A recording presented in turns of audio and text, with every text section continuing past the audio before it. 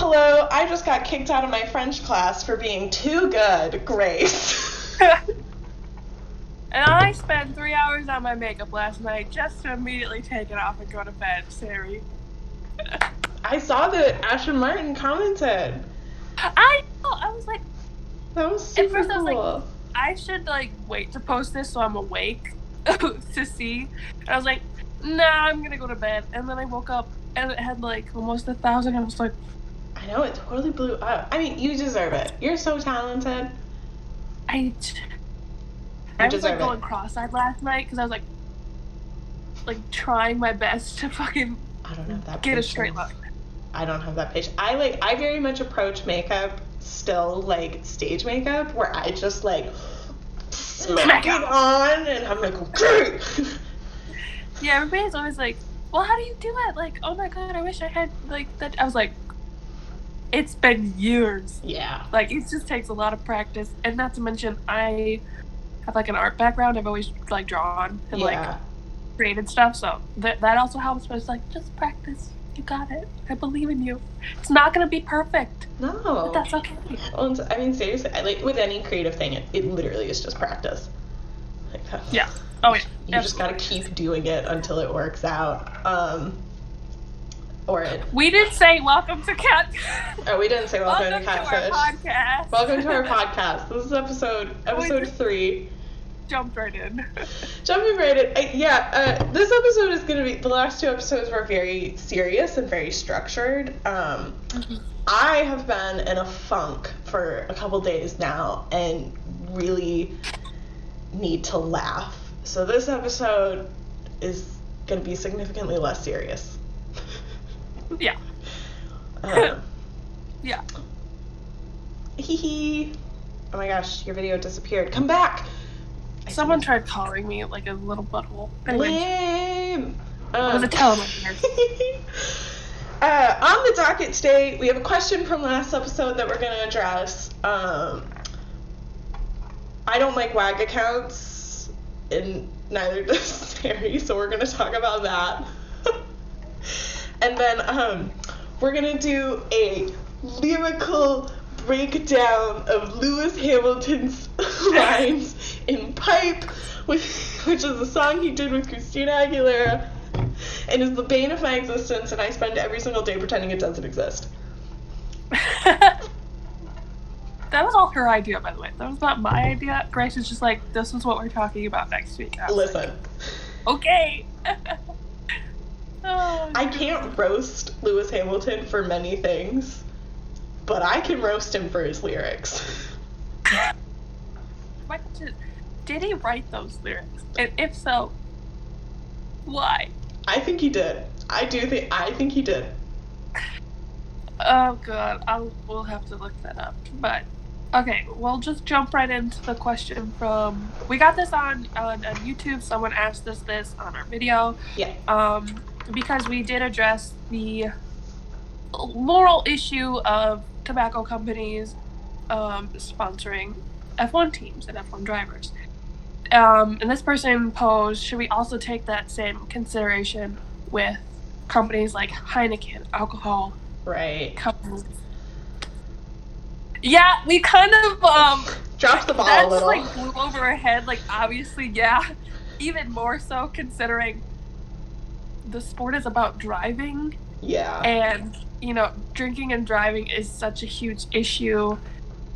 Being responsible with your drinking habits. So, yeah, we kind of glossed over that one on accident just because we were talking about shell companies and it was supposed to stem into something completely different, so. Yeah, I will say that, because I've noticed, in ceremonies and everything, they always have a banner that's please drink responsibly, and they have these, because they're I'm pretty sure they're legally required to have these disclaimers of drink responsibly, don't drink and drive, all of these things. And I've noticed them because I have a history with drinking, and so my eye has gravitated towards those things. But to this person's comment, yeah. because, like, yeah. smoking is, beyond a shadow of a doubt, bad for your health, but, like,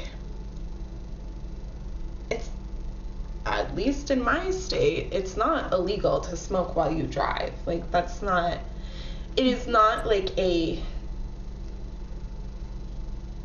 it's not a drug in the way alcohol is, in the way, like, alcohol functions as a depressant, and, like, totally, you shouldn't be driving if you are drinking. But. Yeah, and it's, I mean, like you said, they legally have to say, like, and all advertisements I see for alcohol, no matter if it's in F1, just as a commercial, they're always like, don't drink and drive, blah, blah, like, please drink responsibly. Because they legally have to say that, so they're not liable for anything that happens. But there definitely is something morally at its core very weird about the fact that alcohol companies sponsors a sport that is related to driving, when there's such a the correlation with drinking and driving and deaths related with that. It's a weird. So, like, you don't see any problem with, like, beer companies sponsoring American baseball teams? No, I don't. Yeah, I mean, I'm not, like, trying to be. No. You pose it's a great rebuttal, because when you think of baseball or any, like, American sport, or just sports in general that don't deal with driving, it's a relaxing sport. Everybody's sitting, they're watching, they're enjoying. It's usually an event where people do drink, and I think it's socially it's more acceptable to drink, blah blah blah, stuff like that. But because racing specifically is directly linked to driving a car, right, and because, like I said, drinking and driving is such a big issue, I feel like it's even worse of a thing, if you get what I'm saying. Yeah. Well, and I don't even know how to phrase this, but I've always felt like Formula One has, like, such a thing around alcohol, because, like, you have the champagne at the podiums, these, like, huge champagne bottles, and it's, like, tradition for them to just take a big old swig of champagne. And, like, obviously some drivers opt out of that. Like, we all saw with Lando Norris's podium, he didn't drink any of his champagne. I believe he said he doesn't drink. But Formula One does have this, like, thing around alcohol. And I think that in part, like, stems from its Europeanness. Because, like, you know, America's like, we'll drink a Bud Light, which is, like, the same thing as drinking from the bubbler, the water fountain, and, like, well, it's Bud Light. Nasty. It's nasty and it's gross, but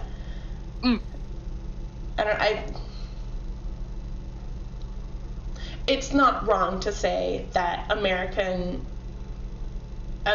culture and its approach to alcohol differs from Europe specifically, because, like, we have wildly different drinking ages. We have just huge cultural differences in it.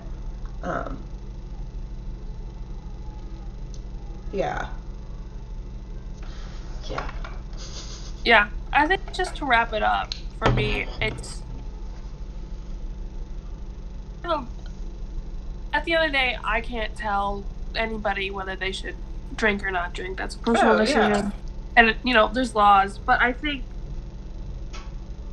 looking back, I think alcohol is much more destructive than, like, marijuana. Oh, like, I can assure you.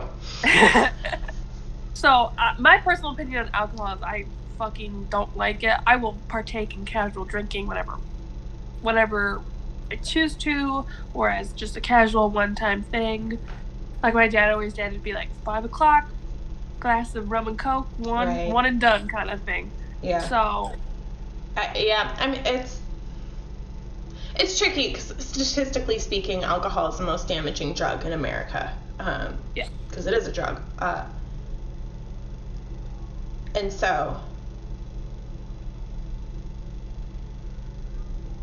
yeah, I mean, I do not drink anymore. As to motorsports is very yeah, for it to be leave. so intertwined with motorsport I think it's interesting. Yeah. Yeah, but I mean, I don't have any concrete answers for that. I don't know. No, I mean, if anything, if you want to do your own research about the effects of alcohol on the brain, on functioning, look up journals, look up articles. They're easy to find. Tons of research out there. Yeah. Next up on the docket. Okay.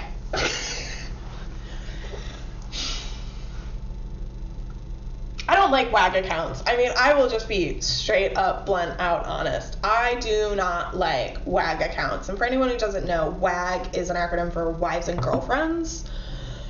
And this is mostly on Instagram, but there are these accounts that are F1 WAGs, where they post pictures of the partners or suspected partners of the drivers.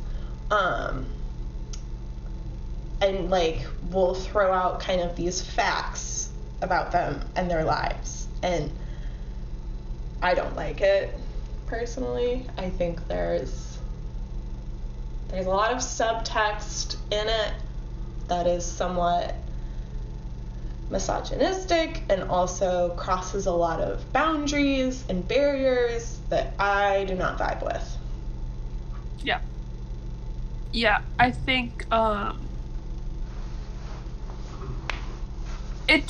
it comes off to me face value that the only reason why they are posting about these women is because they're dating a driver. Right.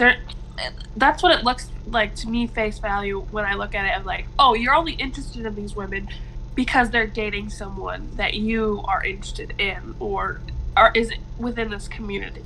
And while I don't think that's like really the reason why a lot of these people do it. I think there's a natural curiosity for fans to know, like, oh, who is this person dating? Like, I'd love to know who that is.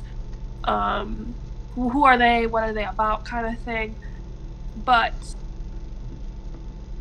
I think that mainly is I feel like you can either say, like, oh, that is kind of weird, or maybe you're okay with it, because I know someone commented, I made a TikTok addressing this. Someone was like, well, actually, some of the girlfriends don't mind it. They actually like it. I was like, okay, I guess if they like it, then maybe I shouldn't be so uptight about it. But my issue comes in when these F1 WAG accounts end up starting and spreading rumors about things that may or may not have happened. Whether it's cheating, whether it's new girlfriends, suspected girlfriends, children. I don't like. That's where it crosses get involved, the line. I get. No. That is where it crosses the line when it goes from being, hey, look, this is like, here she is, this is what she does, she's really cool, she's dating, blah, blah, blah, blah. When it ends up crossing over to, oh, look at this girl, so-and-so commented on her post, they're obviously dating. Like, what the fuck? Yeah, I guess for, like, some background, I've been a One Direction fan for 11 years, so I have seen toxic and harmful fan culture at its peak. Like, I was deep into the Tumblr One Direction community, and, like, so, like, I will admit that I am inherently pessimistic and, like, not as open to these things as I maybe could be. Because are they inherently bad? No. like, I do understand the, like, you see this driver, you see them in the races, you see them on Instagram, maybe they're a streamer, maybe they like to post, like, YouTube videos every once in a while, and so you feel like there's kind of this connection, and then they have a partner, and you're like, I want to know who that is. Like, I don't think there's anything wrong with that, and I don't think there's necessarily anything wrong with these accounts, like, compiling pictures that the drivers and their partners have posted from vacation and being like, here's some pictures that they've posted, like, all in one spot for you to, like, kind of look at. Is it something I want to follow? No, I'm not really the target demographic for that. Like, but I just, it's so easy for the line to be crossed from, like, respectful interest and curiosity into a breach of privacy. Yeah. Because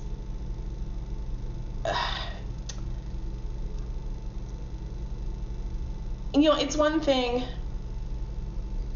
for, like, them to be like, oh, here is Charlotte Sin, who's Charles Leclerc's girlfriend, with some of her friends on, like, a night out. But it's a whole other thing for it to be like, here are 4 women that Lando Norris has commented on in the past 4 months. Here's when they followed each other. Like, that, like, whoa.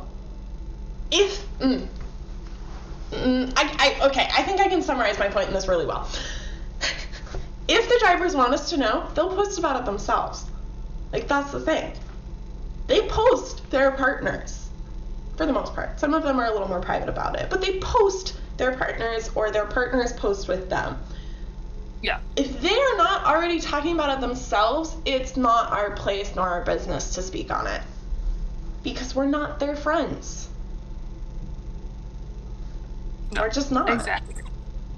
And even then, it's not really people's business to comment on their friends' lives.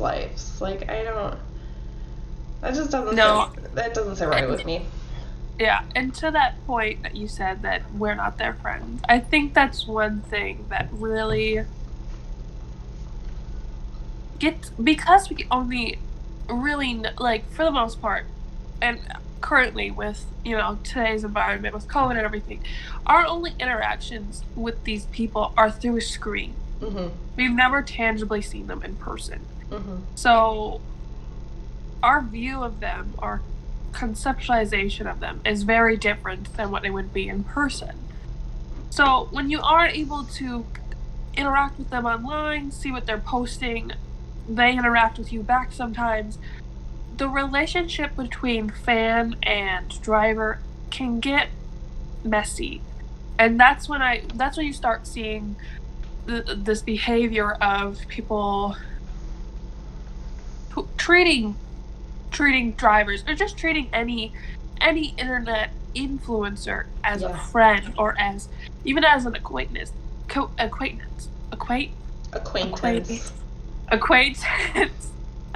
an acquaintance. I lost my train of thought with that, but you get what I'm saying. I get what you're saying. Yeah, it's.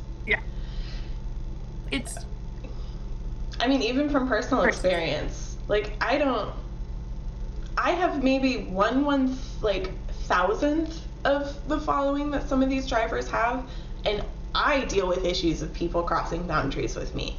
Yeah. And, like, it's super uncomfortable.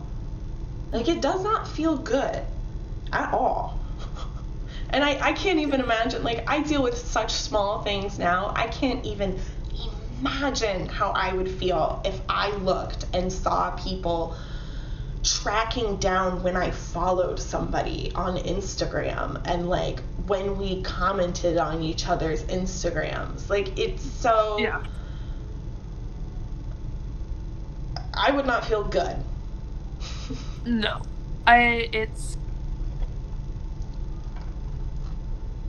the end of the day, they're just normal people. They're normal people who just happen to have a job in a very public sport and public thing. So, yeah, well, they're human beings at the end of the day. They're human beings, and I looked at kind of this whole situation of these. I will reference one thing specifically in that I guess Lando Norris was commenting on some women's Instagrams, like compliments, you could say, and these accounts are like tracking all it down, blah blah blah. He's the same age as the guys I go to university with. Like, he's being a perfectly normal 21-year-old. Let me tell you, like, he is 21. my age. He's my age. Let me tell you, he's on par with every man I've met who is 21. Okay, like, he is just doing. He's doing whatever the fuck he wants because he can. If he wants to flirt in some girl's comments, granted, that's his business. He needs to work on his skills. But if he wants to flirt in someone's comments, he has the right to do so. And it's like weird. I saw people like replying to his. Oh, don't even get me started on that. And I was like, that. Just leave him alone. That is where the line is breached of like, he's not your friend.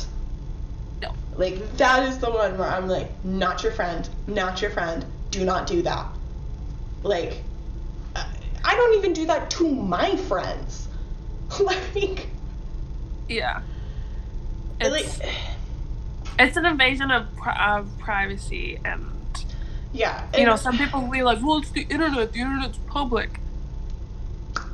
That doesn't excuse you.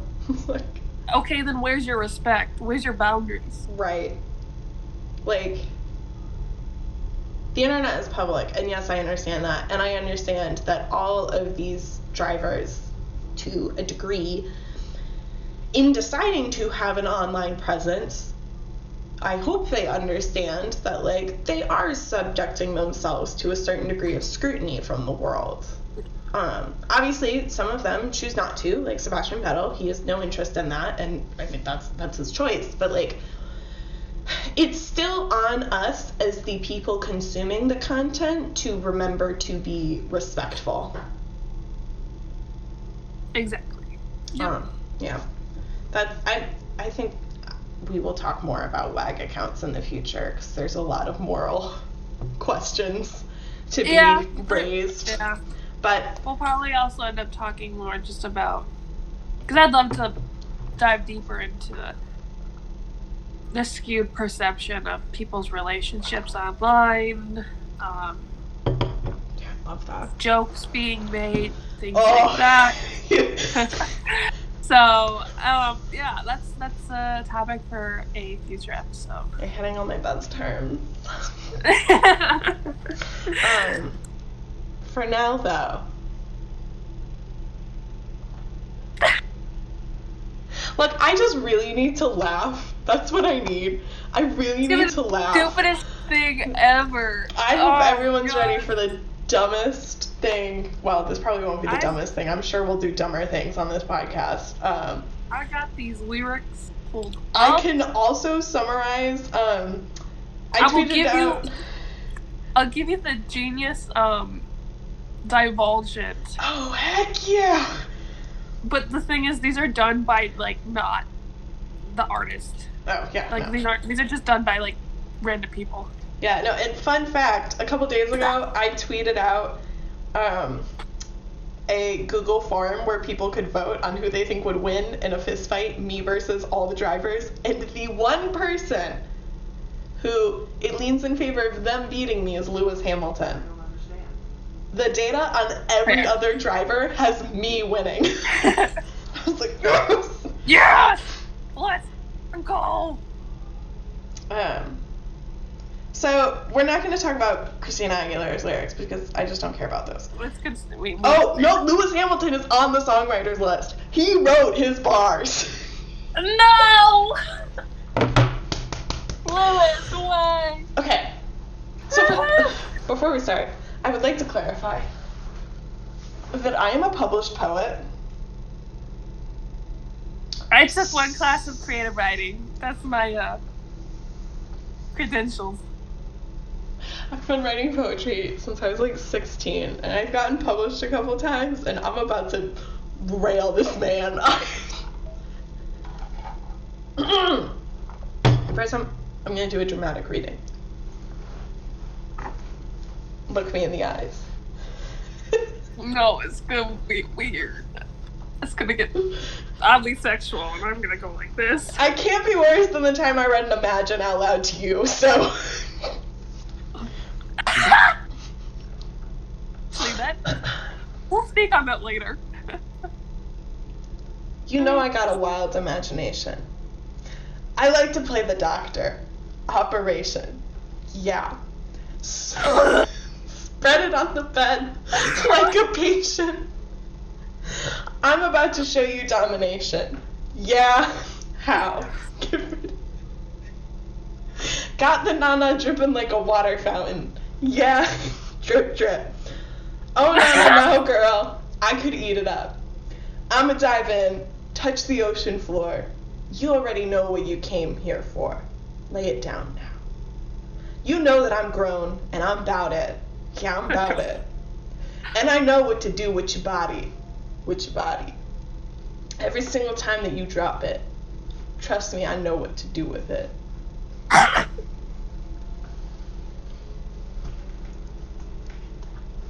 Look! You didn't know what the song Hype was about. Oh. Lewis Hamilton has won 7 world titles. He has won over 92 races. But he does not. This is not a good song. These aren't good lyrics. Okay. I feel like this is a journal entry from a 13-year-old boy who's like just going through puberty, and he needs to write down his feelings. Like, that's what this is to me. Am I wrong? 13-year-old boy writing about wild imaginations, playing the doctor over. Okay. He's a very 15, I don't know. 15. Okay, let's do this. We should do this line by line, and I will give you the unreviewed annotation review for each line by this one person 3 months ago. Perfect. You know I got a wild imagination. Should we just... Well, like, obviously, it's talking about a wild imagination. This person says... How do you pronounce his rap name? Zinda? I don't even know. Nada. Lewis? Lewis. We're gonna say Lewis has a very extraordinary and creative side to his sexuality that goes beyond the average Joe. You could have just said he's got a wild imagination and put it at that. As it says in the lyrics. Too many words. Too many words.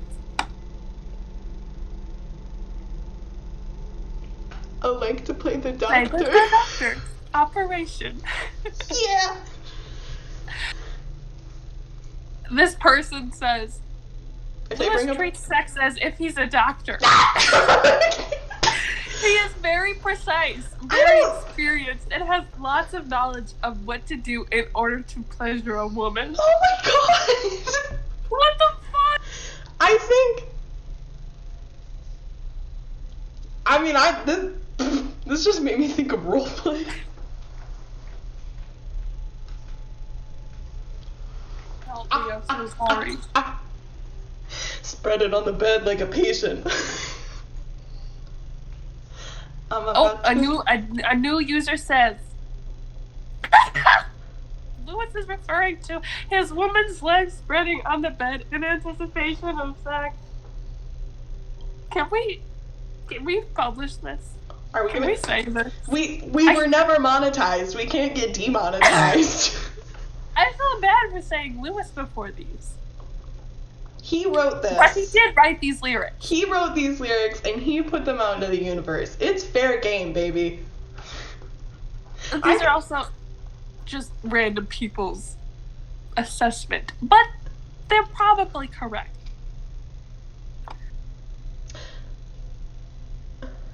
Say it. I'm about to show you domination. Oh my god. I love that this. We're pausing for a second. I love that this lyric has just been hijacked for the like entire last season with Lewis continually. Like, I love that like Mercedes themselves hijacks this lyric and just put it with Lewis. They were like, "Oh, bet." Okay, and look at it. This person says, it is unclear whether Lewis is still talking about sexual intercourse or his career in F1, which sees him break record after record in dominant style. In honesty, I mean, when was the song written? Given the context, I don't know. It doesn't have the copyright. Released 2018. Okay, so then at that point he was doing good. I mean, yeah. I don't want to read this. You read it. No! Got the Nana dripping like a water fountain. Yeah. Drip, drip. That may be in reference to the female genitalia. Oh my god. No shit! No wait, shit! Wait, no. I'm raising a point here. Is it?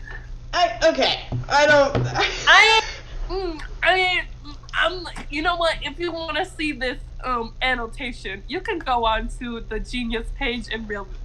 Perfect. I don't want to read this. I don't want to read it. I'm gonna do it.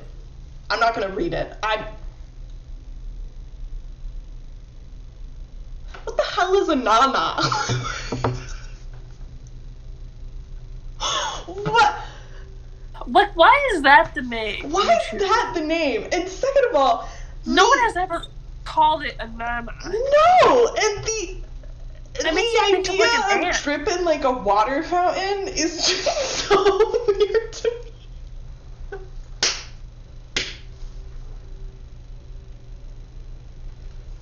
Like this anymore. So he sets. Okay, this is my genuine like poetic breakdown of this. He's not working with a consistent scene, right? Like we go from this doctor-patient analogy, but then we flip into water fountains. But then he pulls in this lyric of "I'ma dive in, touch the ocean floor." There's no consistency in my imagery. Like you tell me water fountain, so I think like water fountain in a park, like a decorative thing. And then you say touch the ocean floor, and I'm like, where am I? What's happening, Lewis? It definitely sounds like what he did is insane. I feel like these are like is very early on in his musical career, because this definitely sounds like something that would be written in my creative writing class by someone who is a engineering student. This to me gives the vibes of like he had 3 different like things, but he couldn't decide which one he liked best, so he took a piece from each of them and like smacked them into his section, and so there's just a total inconsistency in. I think what he did is he sat down, he got like 3 lines. He got the first 3 lines. Well, even the first line doesn't really match up. Actually, no, it does. Never mind. So he got like the first 3 lines and was like, oh my god, that's great. And then he stopped and he hit a bump. And then he got the next 3. Right. But like in a completely different like context. Yeah. And with no relation to what he had first. And was like, okay, I got the next 3 down.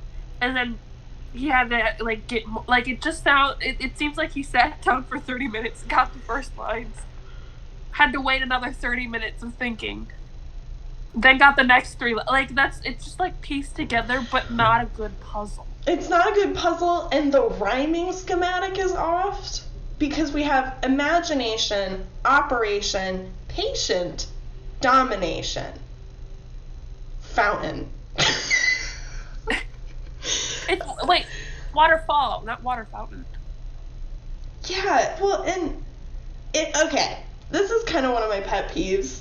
If you are gonna start rhyming, keep rhyming. You can't just rhyme in the beginning and then give up. Like, choose to rhyme or not rhyme. You gotta make a choice, or rhyme in a format. Like, if he had this format of rhyme, rhyme, no, rhyme, no, then I would be, like, more accepting of this. But he didn't do that. He was just like, rhyme, no, rhyme, blah, blah, blah, blah. Like, we're gonna do whatever the fuck I want.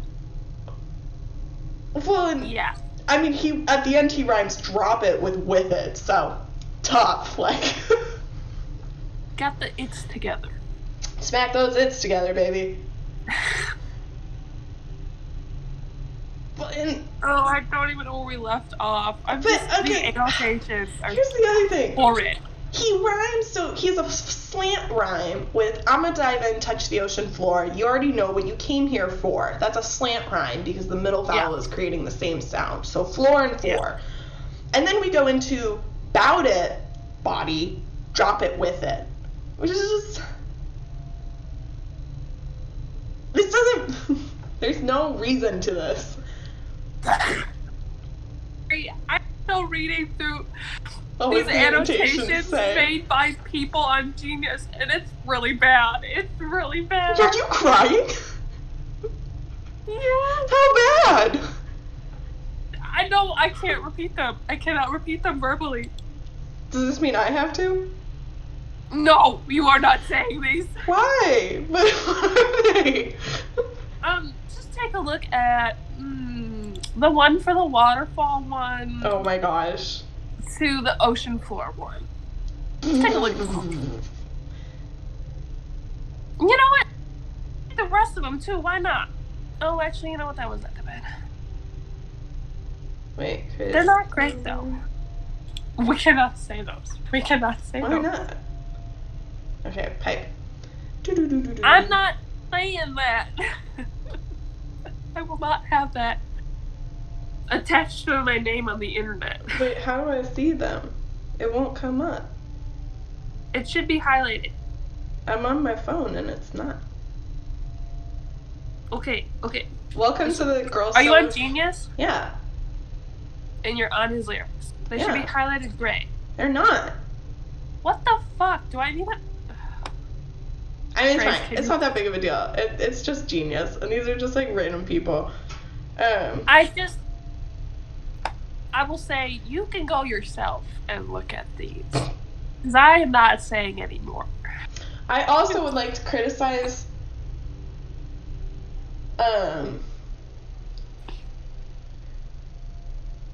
his, like, beat. Like, the rhythm. There's not a good rhythm here. It's not solid. It's like, I got a wild imagination. I like to play the doctor operation. Threaded on the bed like a patient. I'm about to show you domination. So, like, this is like, da-da, da-da, da-da, right? And then, got that nana dripping like a water fountain. Like, it doesn't... You have this, like, rhythm that kind of your brain picks up on, so you're like, da-da, da-da, and then you come in with, got that nana dripping. Yeah. Oh, God. Which, like... I guess potentially could be an attempt to subconsciously communicate the increased tension, but I don't trust Lewis Hamilton to have enough nuance to think that up. He's not there yet. He can get, I'm sure he could get there. Yeah. But he's not there. He wasn't there in 2018. Oh, no. No. I don't know how long at this point he had been interested in music. But, from his... Not recently. I don't think he's gone live recently. Because he's training and whatnot. But he do got some talent. He absolutely does. He's got some talent. And the lyrics need some work. Well, I'm making fun of him, and I'm totally making fun of him. I'm taking the piss out of him. But, like... Oh, yeah. Writing lyrics, And writing poetry is really hard. And so I am definitely sympathetic to, like, when you first start, it very much is I don't know what I'm saying. Like, I don't know what I'm doing. Yeah. I love poetry. I love it so much. That was not loading. This is a bonus paper. Oh, yep, no. Don't care about that paper. My titles are so melodramatic. We have Death, the Interior Decorator. Jesus Christ. It's actually a really good one. I might read this one. I like this one a lot. This one almost got published by, like, a big Michigan poetry journal, but at the last second, I didn't get in. And I will admit, I was bummed about that one. Because, like, when you're publishing poetry, I mean, like, you hear no way more than you hear yes. Like, oh yeah, sending my poems out to journals, 90% of the time it's a no. And so you kind of just get used to it. But this no did disappoint me because I was very close, and it would have been super exciting. But it is what it is. Oh, do you want? Oh. I was late. I want to. You're waiting. You want to hear Death, the Interior Decorator? Yes. I'm more of a freeform poet. I don't do iambic pentameter or anything like that. And before anybody's like, well, maybe Lewis is a freeform poet too. No. This is actually, like, this is me being 100% serious. You have to understand the structure and the formats in order to break out of them and play with them. Like, you can't just say off the bat, like, I'm, like, a free form kind of artist. Like, you have to understand the structures that can exist in order to be able to play with them and have that kind of nuance. Yeah, that's kind of what my professor said. He's like, we're gonna learn about poetry and all the structures, but I'm not saying that you have to necessarily use these all in your writings. You can do whatever the fuck you want as long as you're expressing yourself. You have to learn and you have to know. Yeah. So this is how we'll end the episode today, with a poem from each of us. Oh, I'm not reading mine. Mine's horrible. Okay. No. We're ending this episode with a poem by me. This is Grace's time to shine. This is my time to shine. This poem is called Death, the Interior Decorator. Sometimes death knocks on your door, but the cake isn't out of the oven, and the house still needs to be cleaned, and you're still in your pajamas, and none of the decorations are up. So you turn death away, because you're afraid. You're afraid that death means never seeing the things or the people you love. You're afraid of death's pace. Your slow walk towards death as death sprints towards you, you're afraid that death's embrace will feel like that of a friend's. As soon as you close your door, though, you kind of miss death, just a little. But what you didn't realize is that death managed to switch around everything in your house without you noticing, without ever entering. And now you have to deal with the fact that your favorite chair, the one you always sat in at dinner, is in the tub, and your plates are in your couches, and the dog is on the roof, and you can't find the peanut butter, and your Barbie dolls are stapled to the ceiling, and your paintings are upside down, and the dog is still on the roof, and all your old baby teeth are in the knife drawer, and your clothes are weaved into the ceiling rafters, and the cat is under the sink, and your mom's wedding dress is in the middle of the living room, with all the Christmas ornaments strung around it, and the finalized divorce papers are folded on top of it in the shape of a star. And you don't care, because maybe your house was wrong before and death put it the way it should be. When death knocks on your door and you turn death away, you get a note.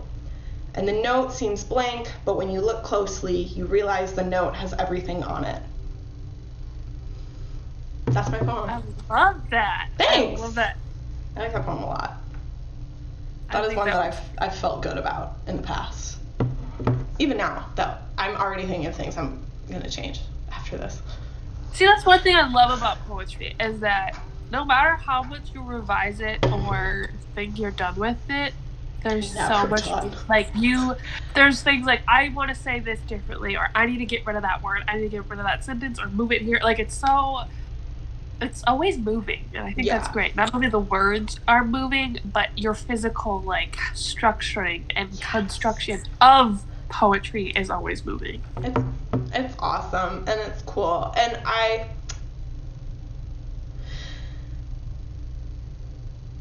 even looking at these explicitly sexual lyrics, there's something here. There totally is something here. It's tentative and new, and I hope in the years since, because this was released in 2018 and it's now 2021, he has grown in his lyric and poetry, and I would love to see more of it. Because you know what? Love poetry. His lyrics go with the song. They go with the song, yes. They go with the song. We might not like the lyrics as much as the next person, but they work within the, I guess, bubble that they exist. Yeah, and that makes sense. The song fits within Christina Aguilera's kind of existing brand already of she is a very female sexual empowerment kind of voice. And so it does, the topic of the song completely makes sense. It's just not, my kind of music. It's not the kind of music I listen to. Yeah, definitely. I remember listening to the song for the first time, and I heard Lewis's voice. I was like, that's Lewis? I thought he was going to rap. I was like, he's saying what? I thought he was going to rap, and then he started singing, and I was like... I know. I was like... Because, when... I need a moment to myself. When people who don't, already have, especially men, when men who don't already, function in a creative space, announce, I'm dropping an album, it's rap. It's, almost always rap. And part of me, and I'm ashamed to admit this, was a little is this going to be a Jake Paul situation? Oh, God. Please, it God, wasn't, no. though, thankfully. And that is the only time you will ever hear me refer to Jake Paul and Lewis Hamilton in the same sentence. Unless it is heavily criticizing Jake Paul. We could start a whole nother podcast about that. Not to talk about him or learn about him, so... It's a Jake Paul hate podcast. We're already running... Get on Jake and Logan Paul the entire, span of the podcast. However many episodes that takes. We're already running a Formula One slander podcast. I think we're being educational. I think we're being educational and giving fair criticism. We are not falling under the legal definition of slander. Exactly. Also, I don't like hurting people's feelings. I guess I also don't like hurting. I so want to sometimes. No, Sarah, you cannot do that. Well, that's it for this week.